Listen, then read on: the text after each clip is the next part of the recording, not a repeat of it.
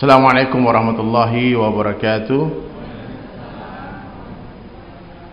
Baik, untuk memperindah majelis, kita kan sudah social distancing nih. Yang di belakang tuh Pak, diatur jaraknya Pak biar indah Pak. Nanti kalau dilihat dari langit tuh kan, wah rapi banget. Maju gitu. Jangan ada yang bersandar Pak. Ibu-ibu juga maju ke depan aja, tapi diatur jarak ya. Tafadhal, bismillah. Kalau udah rapi kita mulai. Allahu Akbar, Masya Allah. Masjid Raya Ittihad.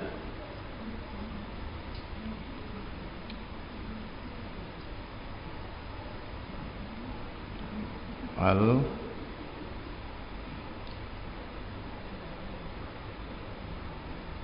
Bu, maju ke depan insyaallah.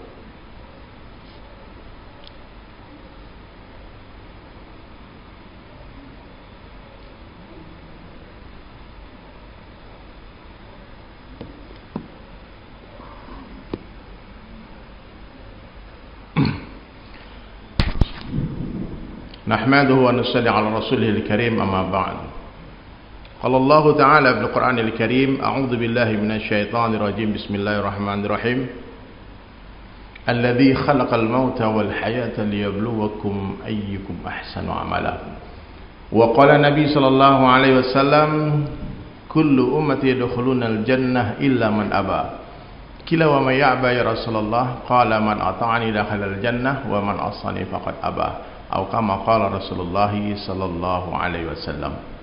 Baik hadirin sekalian yang dirahmati Allah Subhanahu wa taala. Ini mungkin majelis saya yang umumiat yang pertama ini setelah Covid nih. Selama ini online aja. Tapi alhamdulillah melalui protap yang benar, insyaallah kita akan baik-baik saja. Mas Mono ya. Nah, meskipun pakai masker ketika ini ada yi'od juga teman, Masya Allah. Alhamdulillah. Ya, banyak nutup muka saya nggak kenal nih. Insyaallah semoga kita sehat walafiat semua, amin. Baik hadirin sekalian, pagi hari ini saya disuruh bikin kajian duha tapi nggak dikasih judul. Saya tanya tadi judulnya apa, terserah kan. Bebas saja. Ya, jadi kita ngopi aja, ngobrol perkara iman. Mudah-mudahan pagi hari ini setelah majelis ini iman kita semua meningkat, naik terus, Masya Allah. Karena iman ini, Masya Allah, turun naik dia. Turun naik sih masih bagus ya, masih beriman, tapi lagi turun, masih iman. Yang parah tuh keluar masuk Pak. Dan Nabi itu telah menjelaskan di akhir zaman nanti iman umatku itu keluar masuk. Kadang pagi beriman, sore dia kafir, sore beriman, pagi dia kafir. Bahaya nih Pak. Nah, saya pernah tanya sama guru saya dulu, apa sih tanda-tanda orang yang imannya turun? Tanda-tanda orang yang imannya turun itu yang dia buat itu cuma perkara yang fardu saja. Sholatnya 5 waktu, subuh, zuhur, asar, maghrib, isya di masjid. Ini iman ya, laki-laki ya, laki-laki ya. Qabliyah enggak dia, ba'diyah enggak dia, witir enggak, tahajud enggak, duha enggak. Itu orang lagi imannya turun. Dia cuma mengamalkan yang fardu. Tapi ketika iman orang sedang naik, yang fardu ini kurang Pak. Oh dibabat habis sama dia duha, dia sholat duha. Sebelum zuhur dia datang duluan, dia sholat dulu qabliyah, setelah itu dia ba'diyah. Makanya tanda-tanda orang imannya lagi naik itu dia bertanya bagaimana sempurnanya amal. Itu cara pertanyaannya tuh. Ustaz, bagaimana sempurnanya sholat? Tapi kalau orang yang imannya turun bertanyanya beda. Boleh enggak? Ustaz, boleh enggak sholatnya enggak di masjid? Apa jawaban Ustaz? Ya boleh, kalau nggak dibilang nggak boleh dia nggak sholat. Boleh nggak Ustaz sholat nggak pakai gamis, pakai baju kaos saja, oblong? Boleh. Ustaz boleh nggak pakai kaos singlet sholat Ustaz? Boleh. Pakai sarung yang penting aurat ketutup. Tapi kalau orang yang sempurna imannya pertanyaannya beda. Apa pertanyaan Ustaz? Bagaimana sempurnanya sholat saya? Kamu datang sebelum azan, kamu sholat tahiyatul masjid dulu, kemudian kamu sholat setelah azan sholat qabliyah. Selama dia sempurnakan gerakanmu, pakaian yang terbaik, pakai parfum yang terbaik, pakaiin semua, pakai imamah 2 rakaat dengan sorban lebih baik kepada 70 rakaat. Terus apalagi Ustaz? Apalagi Ustaz? Nah, jadi kalau kita nanya boleh enggak, itu tandanya orang iman lagi drop itu. Lagi turun imannya. Tak boleh nggak kalau pakai hijab itu sederhana kecil aja? Oh, boleh.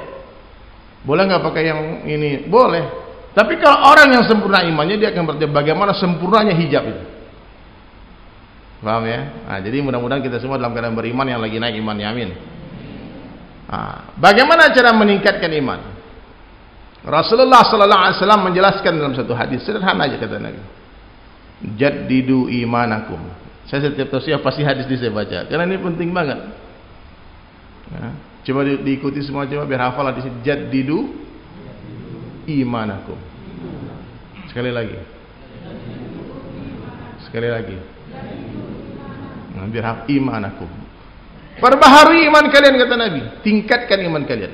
Lalu seorang sahabat bertanya kepada Nabi, "Kaifa nujaddidu imanana ya Rasulullah?" Bagaimana cara memperbaharui iman kami ya Rasulullah? Maka Nabi sallallahu alaihi wasallam menjawab, "Aktsiru min qauli la ilaha illallah." Ayo semuanya, la ilaha illallah. Banyak-banyaklah kalian mengucapkan kalimah la ilaha illallah. Berapa banyak? Sebanyak-banyaknya, zikran katsiran. Sampai kapan? Sampai kita mati dan di akhir kalam kita mampu mengucapkan la ilaha illallah.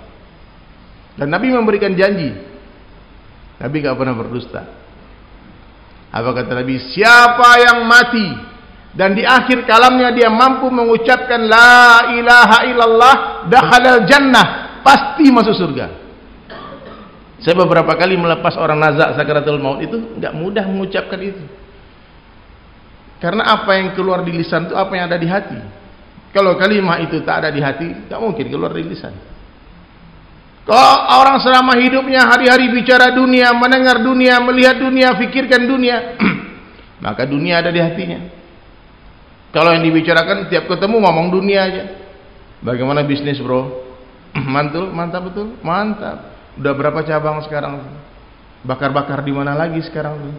Mas Wono yang bakar udah berapa cabangnya? Katanya bangun rumah, di mana aja rumahnya? Vilanya? Dunia aja dia bahas. Ya Pak, ada orang kalau kita ketemu dia yang dibahas itu cuma dunia aja. Kalau kita lihat dia bahkan bertambah kecintaan kita kepada dunia. Bahkan ulama pun dua Pak, ada ulama ini ulama akhirat, ulama dunia. Bagaimana ciri-cirinya? Kalau ulama akhirat kita dengar dia bicara rindu kita kepada akhirat. Ada ulama dunia, kalau kita dengar dia bicara semakin cinta kita kepada dunia. Aneh Pak. Habis pulang pengajian nih, yang tadinya zuhud, hidup sederhana, pengen jadi orang kaya. Nah, itu habis mendengar pengajian, maaf ya saya sebut nama orang-orang ya, tapi ulama dunia, ulama itu dua. Maka hati-hati dalam mencari guru. Dunia ini apa hadirin sekalian? Dunia ini segala sesuatu yang membuat orang lalai dari Allah, jauh dari Allah, itu dunia. Dan itu bisa saja bisnis kita, bisa saja itu pekerjaan kita, profesi kita, apa saja. Bisa saja suami, anak, istri, jadi dunia. Tapi kalau semua itu membuat kita semakin dekat dengan Allah. Kita buka toko, dengan adanya toko kita semakin dekat dengan Allah. Kita rajin-rajin bersedekah, kita bahkan bisa berangkat orang haji umrah, itu akhirat. Dulu sebelum punya toko 5 waktu berjamaah di masjid. Tahu-tahu kasihan nih ada satu orang jamaah yang punya duit, panggil dia. Kamu nih orang baik nih, saya modalin kamu. Habis dimodalin gak ke masjid lagi. Itu dunia Pak. Tapi habis dimodalin tambah semangat ke masjid, itu akhirat. Paham ya Pak ya? Jadi dunia itu jangan dipikirkan, cinta dunia rumahnya bagus. Sebagus apa rumah di dunia nih hadirin sekalian? Sebagus apa? Ada yang punya rumah berbatanya emas? Enggak ada. Batu bata biasa kan? Enggak ada, biasa-biasa aja. Nabi Sulaiman manusia yang pernah hidup di dunia ini, dan dia adalah orang yang terkaya sepanjang zaman ini ada sampai hari kiamat. Tidak akan ada satu orang manusia pun yang kayanya seperti Nabi Sulaiman alaihissalam. Ratu Balqis masuk ke istananya Nabi Sulaiman, dia angkat itu bajunya, nampak betisnya, diceritakan di dalam Al-Quran kisah ini. Nabi Sulaiman tundukkan pandangan, dia fikir dia masuk ke dalam sebuah kolam yang ada ikannya. Ternyata itu lantai rumah Nabi Sulaiman itu kaca. Lantai rumahnya kaca, di bawahnya ada ikan yang berenang. Ada rumah itu kayak gitu. Itu zaman Nabi Sulaiman. Kerikil yang menghiasi taman istana Nabi Sulaiman itu bukan batu kerikil, Pak, tapi mutiara-mutiara berkualitas tinggi ditebar. Karpetnya Nabi Sulaiman alaihissalam itu disulam dengan benang emas murni. Bukan seperti karpet Aladin, karpet Nabi Sulaiman itu ulama sampaikan bisa dinaiki 1000 orang tentaranya. Dan kalau dia terbang gak ribut seperti pesawat Boeing itu, gak ada suaranya. Kalau dia mendarat di padang pasir tidak membuat debu-debu berterbangan berhamburan. Wangi istana Nabi Sulaiman alaihissalam bukan dari parfum. Ini bukan. Ini merusak lapisan ozon, Pak.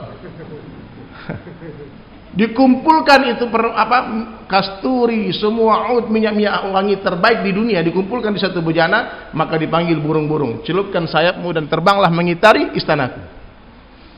Hebat. Nah, satu hari Nabi Sulaiman alaihissalam terbang dengan tentara-tentaranya, dia dengar satu orang laki-laki miskin mengucapkan subhanallah. Beliau turun. Dia tanya, apa yang Bapak ucapkan barusan? Aku takjub ya Sulaiman. Ya. Nabi Allah Sulaiman alaihissalatu wassalam melihat karpet terbang, aku takjub, lalu aku ucapkan subhanallah. Apa kata Nabi Sulaiman? Ketahuilah, satu subhanallah yang engkau ucapkan jauh lebih berharga daripada seluruh kerajaanku. Boleh jadi orang kaya, tapi dalam pandangan kita itu semua harta kekayaan sampah. Sampah. Bisa enggak, Pak? Maka tanda-tanda orang beriman apa? Datangnya dunia tak mengembirakan hatinya, hilangnya dunia tak menyedihkan hatinya. Nah, kira-kira kita bisa nggak? Ada yang begitu nggak di sini? Saya mau cium tangan dulu nih.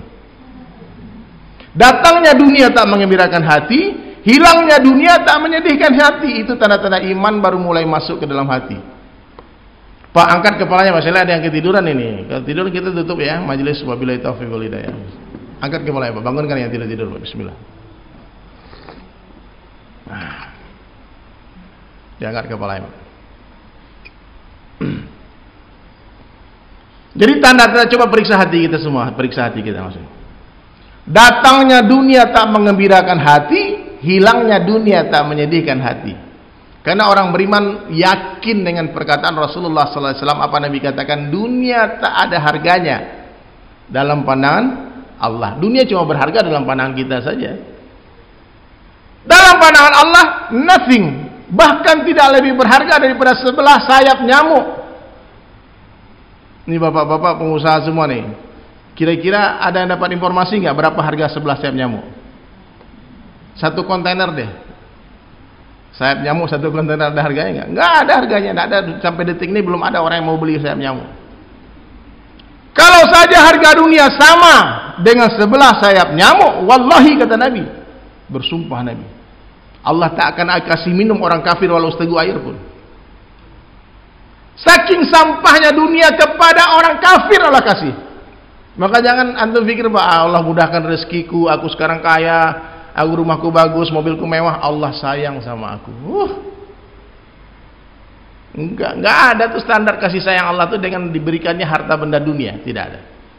Tanda Allah sayang, Allah berikan yufaqihu fid din, diberikan kefahaman, kefakihan akan perkara agama. Agama ini perkara yang paling penting dalam kehidupan manusia. Kalau kepahaman kita seperti itu, berarti Allah sayang sama kita. Tapi kalau kepahaman kita, oh duit masih duit, nah ini yang berarti jauh. Ini pangkat jabatan nih, kalau aku berkuasa, aku gagah nih, aku mantap ini. Itu tanda-tanda iman masuk ke dalam hati, Pak. Terus bagaimana tanda-tanda orang imannya sempurna? Standarnya siapa? Imannya para sahabat radhiyallahu anhu. Imannya siapa? Para sahabat radhiyallahu anhu. Kalau imannya para nabi, kita tak akan pernah mampu meraih level itu, Pak. Meningkatkan level iman seperti nabi-nabi, nggak akan mungkin. Tapi insya Allah kita bisa menyamai dan meniru imannya para sahabat. Sehingga Nabi sallallahu alaihi wasallam, Allah Subhanahu wa taala menjelaskan janji dalam Al-Qur'an, wasabiqunal awwalun minal muhajirin wal ansar. Orang-orang yang awal masuk Islam dari kalangan muhajirin dan ansar, dan orang-orang yang mengikuti mereka dengan baik. Radhiyallahu anhum wa radu'an. Allah ridho kepada mereka dan mereka ridho kepada Allah. Kita insya Allah akan bisa mengikuti iman sahabat seperti iman sahabat setelah ditinggalkan Rasulullah. Tapi kalau iman sahabat ketika Nabi masih hidup, tak akan satu orang pun yang mampu menandingi. Sahabat itu, Pak, ditanya sama Nabi, hari apa hari ini, tanggal, dia nggak berani jawab, hanya Allah dan Rasulnya yang tahu. Sampai mereka katakan, ya Rasulullah, seandainya kami melihat surga dan neraka dengan mata kepala kami akan dustakan itu. Tapi kami yakin akan kebenaran surga dan neraka. Kenapa? Karena berita itu keluar dari lisanmu yang mulia. Kami tak akan percaya surga dan neraka kalau kami lihat dengan mata kepala kami sendiri. Maka orang beriman itu siapa? Alladzina yu'minuna bil ghaib. Orang yang beriman adalah orang yang percaya kepada yang ghaib, kepada yang tidak tampak. Dia percaya dengan berita dari Allah dan Rasulnya. Apapun yang disampaikan oleh Allah dan Rasulullah sallallahu alaihi wasallam, sami'na wa ata'na. Hadhihi iman. Inilah iman. Tanda-tanda iman yang sempurna apa? Datangnya dunia mengkhawatirkan hati. Ini memang ngeri, Pak. Sayyidina Umar bin Abdul Aziz rahmatullah alaih dilantik jadi khalifah, pingsan, Pak. Bukan dangdutan, Pak. Syukuran. Ini kalau kita ceritakan, Pak, banyak orang yang kena. Takut. 1 minggu sakit, Pak. Meriang panas dingin ketika diberikan kekhalifahan. Dia panggil istrinya. Istrinya bukan wanita sembarangan, putrinya raja yang sultan itu. Anak seorang raja. Dipanggil. Wahai istriku, sekarang Allah Ta'ala telah memberikan beban yang sangat berat di pundakku. Ini kata Umar bin Abdul Aziz kepada istrinya. Yang mana beban ini tidak mudah aku lewati. Kita ada perjalanan sangat panjang yang tidak mudah dilewati orang yang memiliki beban seperti aku. Sekarang kamu berpikir baik-baik, wahai istriku. Fikirkan baik-baik.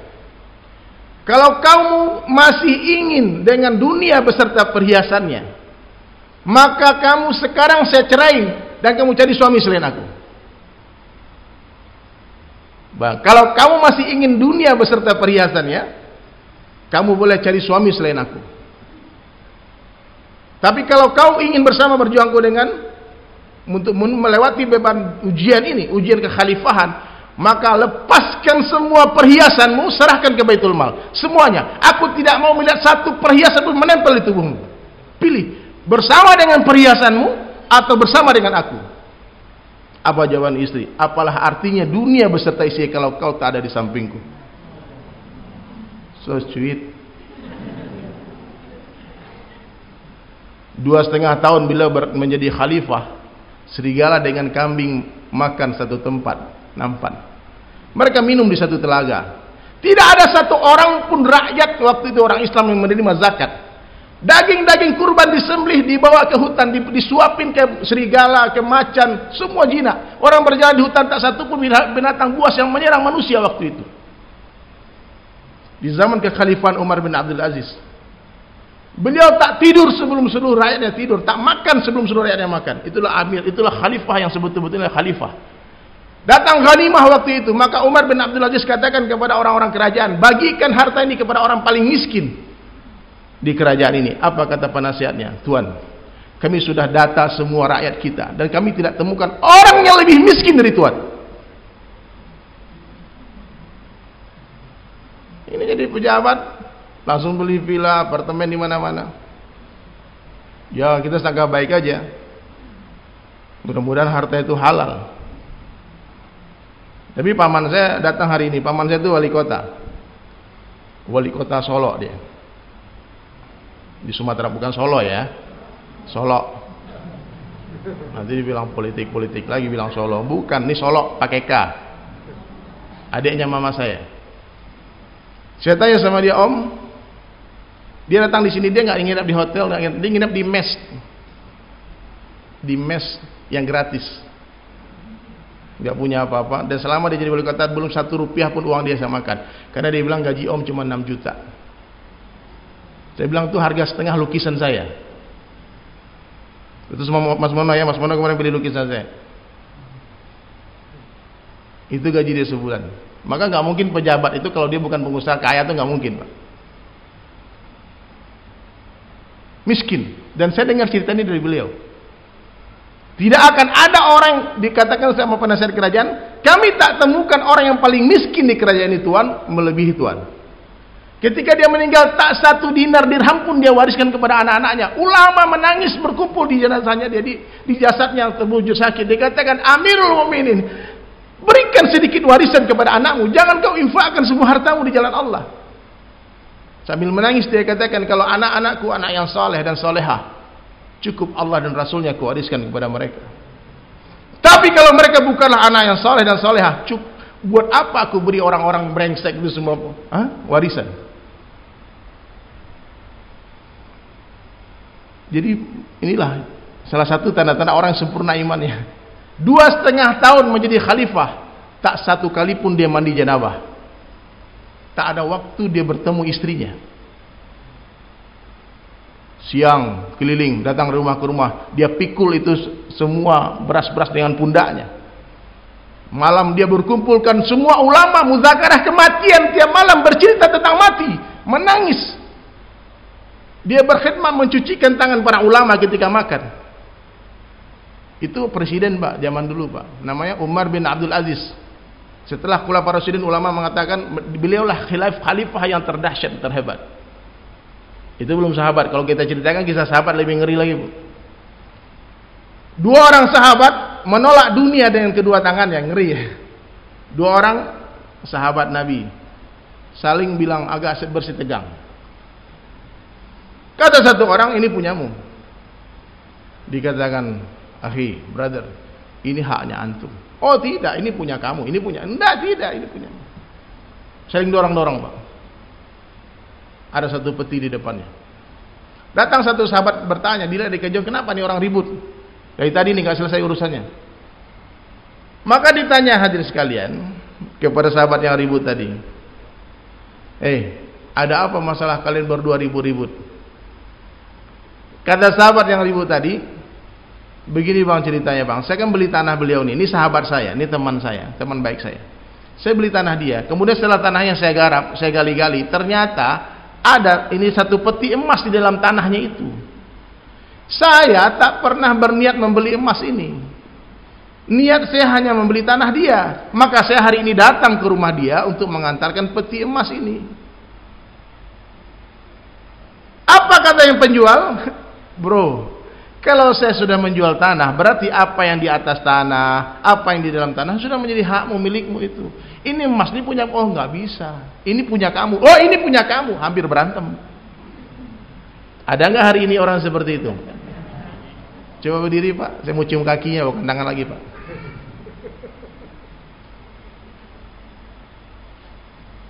Apa kata sahabat yang bersitegang berdua tadi?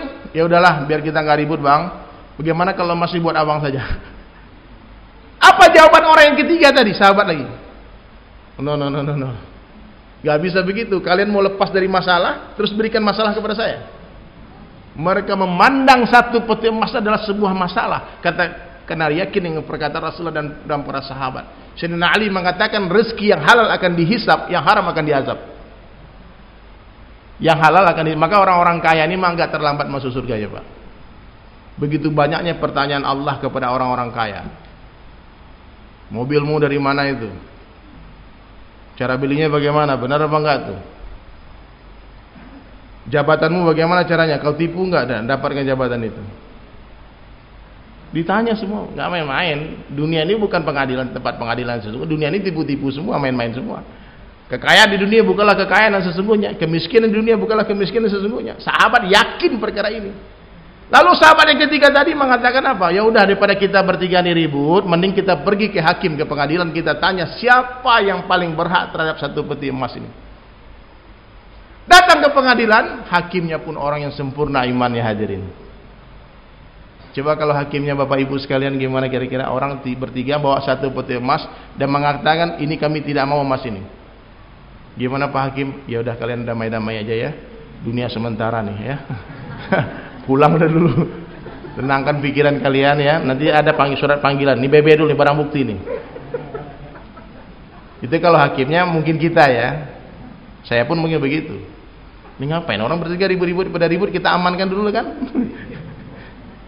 Hakimnya orang yang sempurna imannya, dia gak terkesan dengan satu peti emas. Lalu dia cuma tanya, penjual, ya kamu punya anak gak? Ada. Pembeli, kamu punya anak nggak? Ada. Gimana kalau anak kalian nikahkan saja? Jadikan emas nih sebagai maharnya. Baru mereka berpelukan Pak. Ini solusi yang terbaik. Ini bukan dongeng bunda, ayahanda, abang-abangku semua. Ini kisah nyata yang pernah hidup. Dan kita bertanggung jawab menghidupkan kisah ini lagi. Yang akan dikenang oleh anak cucu kita. Bapakku tuh dulu begitu, kakekku dulu begitu. Jangan sampai kita meninggalkan jejak digital sebagai seorang penjahat di bumi ini. Sekarang hati-hati Pak, ini zaman sosial media. Orang nge-tweet 11 tahun lalu, 10 tahun lalu masih ada hari ini. Meskipun dia udah bertaubat. Kalau zaman sebelum zaman kita, orang bertaubat gak ketahuan dosanya karena gak ada jejak digital. Sekarang dia nge-tweet, ketahuan isi kepalanya. Ya, maka mulai hari ini sahabat sekalian, yakinilah dunia bukan tempat tinggal kita, tapi dunia adalah tempat meninggal. Dunia bukan tempat tinggal kita, tapi dunia adalah tempat yang akan kita tinggalkan. Suka tidak suka, siap tidak siap, rela atau terpaksa, kita pasti akan tinggalkan ini dunia. Ya. Allahu Akbar. Kita cari yang terbanyak ya, dikasih yang paling gede, yang sebanyak mungkin. Gak apa-apa, banyak ikhlas ya. Daripada nggak sumbang tapi nggak ikhlas lagi. Ada orang Pak kalau kita minta sumbang dia ngomel, oh nyumbang. Udah ngomel nggak nyumbang. Kalau mau ngomel juga nyumbang yang banyak, boleh, silakan. Ya, tabungan akhirat. Jadi hadirin sekalian dirahmati Allah Subhanahu wa taala, banyak-banyaklah mengucapkan la ilaha illallah di mana saja, kapan saja, jumpa siapa saja, katakan la ilaha illallah. Ketemu orang kaya, katakan hai orang kaya, ucapkanlah la ilaha illallah. Harta kekayaanmu bukan kau yang punya, tapi siapa yang punya? Allah yang punya. La ilaha illallah.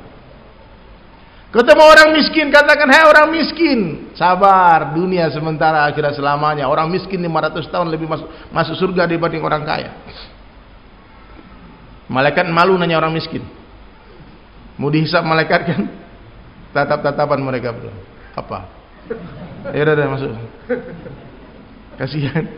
Selama hidup di dunia nggak pernah punya rumah, ngontrak aja. Nggak pernah punya mobil, naik Grab kemana-mana. Ya Pak, nggak apa-apa Pak. Bukan kehinaan itu. Orang yang merasa mulia dengan mobil mewah, dengan rumah mewah adalah orang yang rusak imannya. Ya Pak, mobil itu tidak bisa membuat derajat orang mulia Pak, nggak ada. Kita punya mobil mewah nih, antum punya Ferrari, Lamborghini, punya mobil-mobil mewah Pak. Itu cuma orang shock cuma 1 detik aja. Mobilnya, habis itu biasa aja. Antum sampai mati mikirin cicilannya, stres. Tetangga udah kagum, takjub, orang kampung, oh luar biasa. Proposal datang setinggi ini, orang minta sumbangan. Nggak disumbang, disumpah-sumpahin orang. Orang kaya pelit, dia nggak tahu nih utang cicilan berapa sebulan. Stop riba ya. Stop riba, stop kredit itu stop. Saya kemarin 2 orang datang ke rumah saya. 2 orang datang, dia nggak berani curhat. Dia akhirnya dakwah. Datang 3 kali dia datang, tapi dia mau menceritakan permasalahan hidupnya, dia nggak berani. Kemudian saya ajak dia silaturahmi ke tempat satu orang teman saya, ke Bang Martin. Nah, saya ke Bang Martin Obi Mulia, dia salah seorang pengusaha sukses juga. Terus kawan saya 2 orang ini, pas saya keluar dari ruangannya Pak Martin ini, yang 2 orang ini datang curhat. Curhatnya apa? Saya udah 3 bulan Mbak bayar cicilan, sekarang diteror sama debt collector. Dia pikir mungkin dapat bantuan pinjaman atau sebagainya dari Pak Martin, kan dia orang kaya kan. Tahu jawaban Pak Martin apa? Bagus, telepon sekarang itu debt collectornya, kasih mobil, bilang aku mau balikin mobil. Solusi itu riba. Allah memerangi riba. Gak main-main Pak. Stop. Nah, saya alhamdulillah gak punya cicilan apa-apa. Memang pun gak punya apa-apa.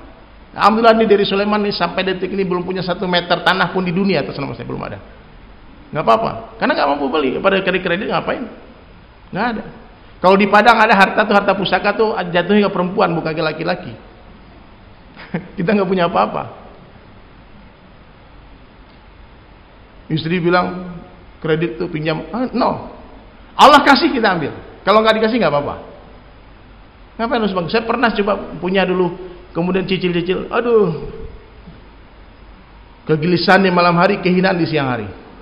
Dunia jadi sempit. Mau masuk lewat jalan itu ada rumah orang kita utang, nggak berani lewat depan rumahnya.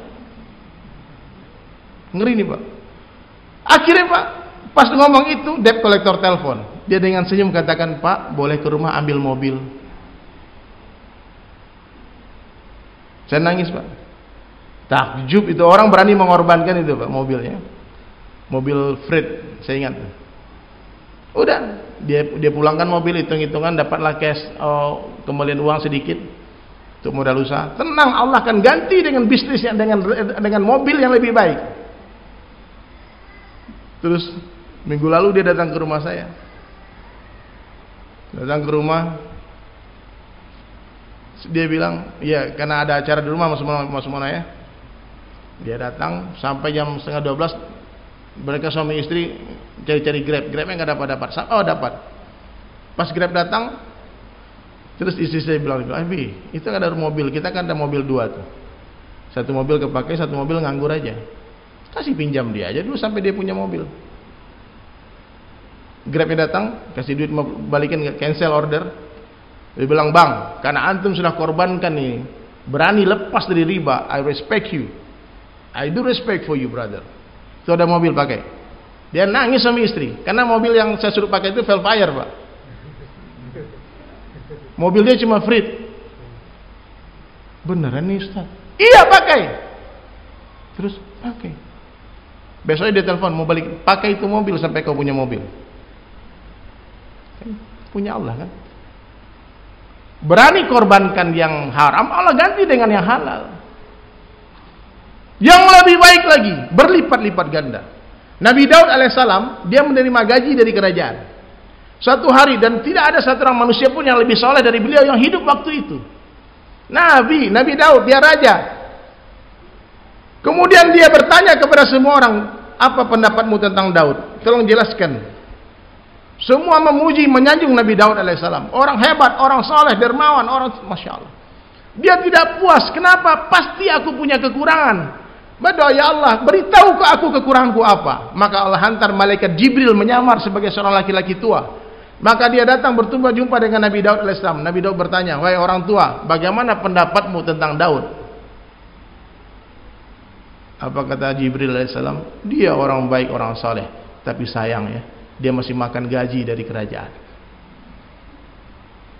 Terus mestinya dia makan dari hasil keringatnya sendiri, bukan dari Baitul Mal. Itu harta-harta itu milik orang miskin. Raja itu mesti punya usaha sendiri. Di pejabat-pejabat itu mestinya dia punya income sendiri. Jadi betul-betul menjabat itu pengabdian kepada negara, kepada umat, bukan nyari duit. Sekarang orang pengen jadi anggota dewan, cita-citanya pengen korupsi. Teman saya tuh bilang, tak hipno dia.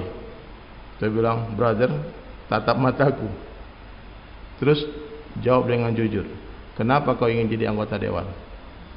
Pengen korupsi Bang. Sumpah demi Allah nih ada yang mengikuti. Itu dia ya, yang lain mungkin enggak ya. Pengabdian kepada umat, berkhidmat kepada umat. Tadi pagi banyak orang mention di Instagram tuh, orang lagi ngimamin sholat meninggal, ajib, Allah, kematian yang indah. Dan ini rahasianya, biasanya Allah Ta'ala akan matikan seseorang sebagaimana keadaan hidupnya, kebiasaan hidupnya, dan akan bangkitkan dia sebagaimana keadaan matinya. Bagaimana hidupmu, begitulah matimu. Ya, saya saling doa saja lah, mudah-mudahan husnul khatimah, amin. Dan kita tergantung niat, bunda, ayahanda. Innamal amalu binniyat. Orang yang berniat menjadi hafiz Al-Quran, lalu dia mati sebelum menjadi hafiz Al-Quran, pasti akan Allah bangkitkan bersama para hafiz Al-Quran. Coba angkat tangan yang pengen jadi hafiz Quran, coba angkat tangan. Pasang niat dulu, pasang niat. Angkat tangan aja. Malaikat catat niat kita, pengen jadi hafiz Al-Quran 30 juz. Ya, semua angkat niat ya, niat. Mulai menghafal hari ini. Tahu-tahu mati baru hafal 1 ayat. Allah akan kumpulkan bersama para penghafal Al-Quran. Ngeri niat ini, Bu. Orang niat pergi haji, belum berangkat haji, dicatat pahala haji. Ada yang mau niat bangun masjid nggak? Coba angkat tangan, pengen punya masjid sendiri, bangun masjid sebelum mati. Angkat tangan aja, nggak apa-apa, biar nampak, bukan angkat kaki nih, angkat tangan. Ya Allah, nih semua kasih pahala bangun masjid, amin. Ya aku niat, ya Allah, mau bikin panti asuhan, mau bikin ini semua, silahkan. Nggak bayar pajak tuh niat. Pasang niat sebanyak mungkin. Kalau niat saya apa? Saya niat mau pergi berdakwah Bu, ke seluruh dunia, ke semua negara Mas Mono. Mau ikut, siapa yang mau temani saya? Amerika, Eropa, Rusia. Saya mau datangi setiap pintu rumah orang. Semua rumah orang saya akan gedor pintu. Itu niat saya. Niat, baru niat. Tahu-tahu keliling, dahulu 3 rumah udah keringatan, capek, duduk dulu istirahat. Insya Allah kita pending dulu ya, nanti kita lanjutkan lagi lain waktu. Iya, nggak mudah. Rasulullah berniat mendatangi semua rumah dan Nabi mengatakan nanti Islam akan datang ke setiap pintu rumah yang terbuat dari batu ataupun bulu, dan dia akan memuliakan orang yang menerimanya dan akan menghinakan orang yang menolaknya. Hari ini Islam telah datang ke semua pintu-pintu rumah. Tak ada satupun rumah di dunia ini yang belum kedengaran azan di sana. Pintu rumah. Nah, sekarang niat kita gitu. Niat memberi makan orang-orang miskin, ribuan orang tiap hari. Niatnya, belum ada duitnya nggak apa-apa.